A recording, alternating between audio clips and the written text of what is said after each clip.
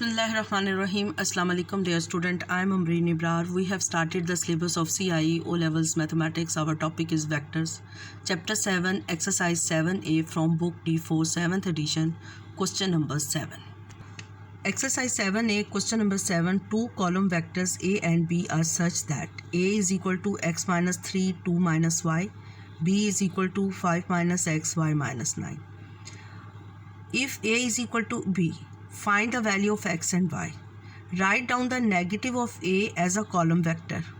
Show that A magnitude is equal to B magnitude is equal to square root 53/4. If A magnitude, देखिए first condition उसने कहा क्या है कि अगर ये दोनों वेक्टर्स इक्वल हैं तो फिर हमने ये चीज़ें प्रूव करनी है. अब बी पार्ट में कहते हैं कि the magnitude of A is equal to magnitude of B, यानी अब हमने इधर जो एक्स वाई की वैल्यू फाइंड की हुई है वो हमने कंसीडर नहीं करी. हमने इस वेक्टर की मैग्नीट्यूड लेनी है, इस वेक्टर की मैग्नीट्यूड लेनी है और वो दोनों की मैग्नीट्यूड इक्वल है. Express Y in terms of X, तो जाहिर बात है X in terms of Y आएगा या Y in terms of X आएगा. तो कहते हैं कि आपने Y in terms of X लिखना है, यानी वाई को सब्जेक्ट बनाना है. In Y A may not B equal to B. अब स्टूडेंट्स ए पार्ट के फर्स्ट पार्ट हमने करना है find the value of X and Y. A is equal to B, it's mean X minus 3 2 minus Y is equal to 5 minus X Y minus 9. अब two vectors are equal, their X components are equal and Y components are equal. तो X minus 3 is equal to 5 minus X. ये हमारे पास एक equation बन गई, इसको solve कर लेते हैं. x plus X is equal to 5 plus 3, 2x is equal to 8, x is equal to 8/2, x is equal to 4. ये वन इक्वेशन बन गई. When the x components are equal, तो x की वैल्यू आ गई. When the y components are equal, तो फिर क्या इक्वेशन बनेगी 2 minus Y is equal to y minus 9. अब y को इस तरफ ले जाएं या 2 को इस तरफ ले जाएं. Minus Y is equal to minus 9 minus 2, minus 2y is equal to minus 11. y is equal to minus 11 over minus 2, y is equal to 5 whole 1/2. Question number 7 A part के सेकंड पार्ट में देखें, वो कहते हैं write down the negative A as a column vector. अब हमें ए vector क्या given दिया हुआ है? ए वेक्टर हमें गिवन दिया हुआ है x minus 3 2 minus Y. X की वैल्यू हमने फाइंड कर ली है 4 और y की वैल्यू हमने फाइंड कर ली है 5 होल 1/2. x और y की वैल्यू इस वेक्टर में हम पहले सब्स्टिट्यूट करेंगे और ए वेक्टर फाइंड करेंगे. a is equal to 4 minus 3 2 minus 5 whole 1/2. अब इसको सॉल्व किया. a is equal to 4 minus 3 1, 2 minus 11 over 2, 4 minus 11 over 2. 11 में से 4 सब्ट्रैक्ट हो गई स्टूडेंट्स, क्या आ गया माइनस 7 ओवर 2. तो माइनस 7 ओवर 2 को हम लिख सकते हैं माइनस 3 होल 1/2. तो हमने यहाँ पर लिख दिया 1 माइनस 3 होल 1/2. अब हमने लिखना है negative of vector A. We know that negative of a vector A is equal to minus A. अब ए की प्लेस पर हम क्या लिख देंगे -1 ओवर माइनस 3 होल 1/2. तो ये किसके इक्वल हो जाएगा? ये इक्वल हो जाएगा -1 3 होल 1/2. आंसर देखिए student, question number 7 A part के थर्ड पार्ट में कहता है कि magnitude of A is equal to magnitude of B. Show that करना है कि ये इसके इक्वल है. अब हमने वेक्टर ए फाइंड कर लिया. ए हमारे पास किसके इक्वल आ गया? A is equal to 1 minus 3 whole 1/2. ये हमने वैल्यू सब्स्टिट्यूट करके फाइंड की थी ए की वैल्यू. अब हम फाइंड करेंगे वैल्यू ऑफ बी. एक्स और वाई की वैल्यू इसमें सब्स्टिट्यूट कर दें तो बी किसके इक्वल आ जाएगा? B is equal to 5 minus 4. Y हमारे पास क्या है 5 होल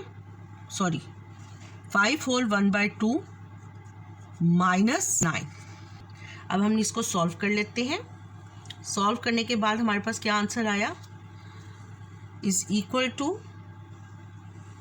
5 - 4 1, 5 4 1/2 किसके इक्वल हो जाता है 11/2 -9, 2 एलसीएम आ गया 11 - 18 is equal to -7/2, -7/2 is equal to -3 whole 1/2। अब ए मैग्नीट्यूड देखें, वेक्टर ए वेक्टर बी के इक्वल है तो इनकी मैग्नीट्यूड भी सेम होगी। ए मैग्नीट्यूड किसके इक्वल है 1 whole square plus -3 whole 1/2 whole square. ये हमारे पास आ जाएगा 1 plus -7/2 whole square 1 plus 49/4 is equal to 4 plus 49/4। 4 LCM ले लिया और इसको सॉल्व किया तो ये आया। ये हमारे पास आंसर आ गया 53/4। बी वेक्टर की मैग्नीट्यूड फाइंड करनी है। बी वेक्टर किसके इक्वल है, b vector is equal to 1 - 3 whole 1/2। B magnitude किसके इक्वल हो गई 1 plus -7/2 whole square is equal to 1 plus 49/4। 4 LCM ले लिया, 4 प्लस 49 इज इक्वल टू 53/4। तो अब हमने क्या कर दिया, हमने शो दैट कर दिया कि A magnitude is equal to B magnitude. Clear. देखिए क्वेश्चन नंबर 7 बी पार्ट के 1 पार्ट में वो क्या कहता है कि A magnitude is equal to B magnitude. अब हमारे पास वेक्टर्स जो है वो ये वाले हैं ओरिजिनल वेक्टर्स। तो A magnitude is equal to B magnitude. A magnitude किसके इक्वल हो जाएगी, ए मैग्नीट्यूड हमारे पास इक्वल हो जाएगी x - 3 whole square plus 2 - y whole square is equal to 5 - x whole square plus y - 9 whole square. ये हमारे पास A magnitude is equal to B magnitude आ जाएगा।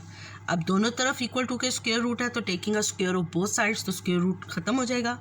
x - 3 होल स्क्वायर किसके इक्वल आ जाएगा x square plus 9 - 6x plus 4 plus y square minus 4y। Clear. ये हमने a plus b whole square के फार्मूले से ओपन किया और a minus b whole square के फार्मूले से। ये दो फार्मूले हैं a प्लस बी और a माइनस बी। तो a minus b whole square के फार्मूले से हमने इनको ओपन किया।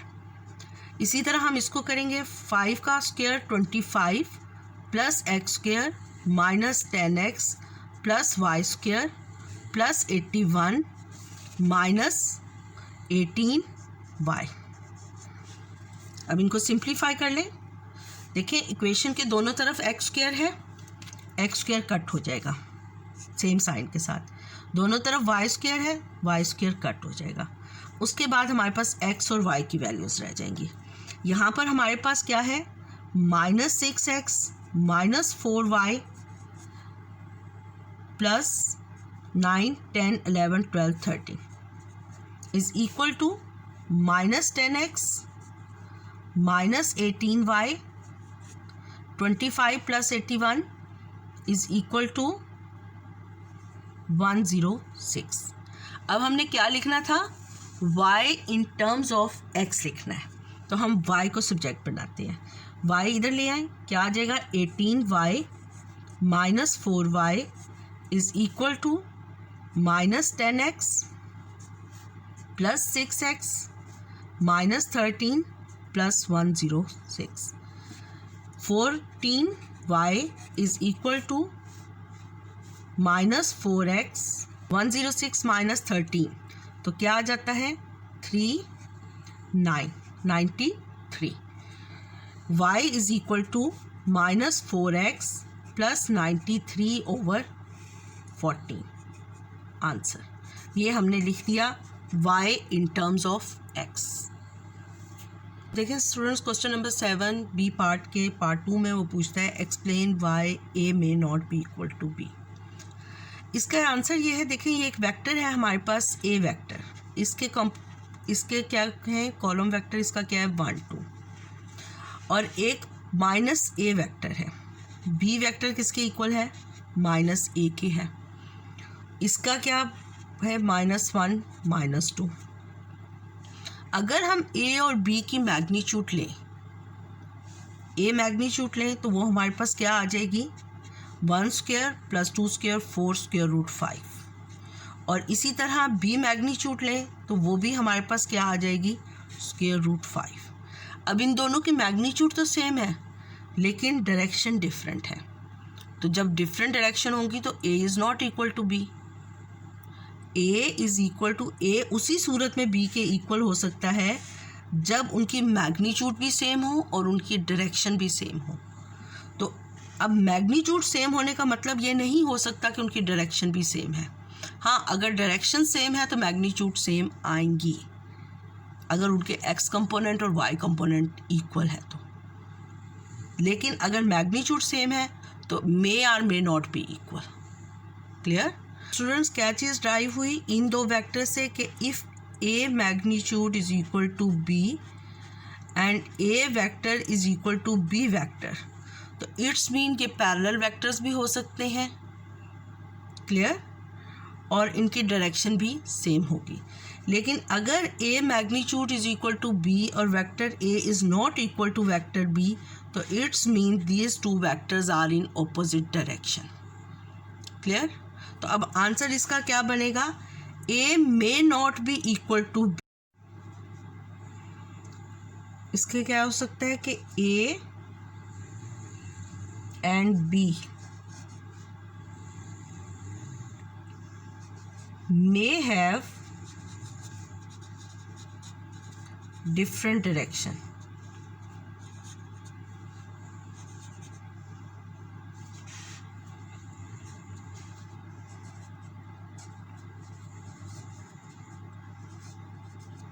ये इसकी एक्सप्लेनेशन होगी कि A and B may have different direction.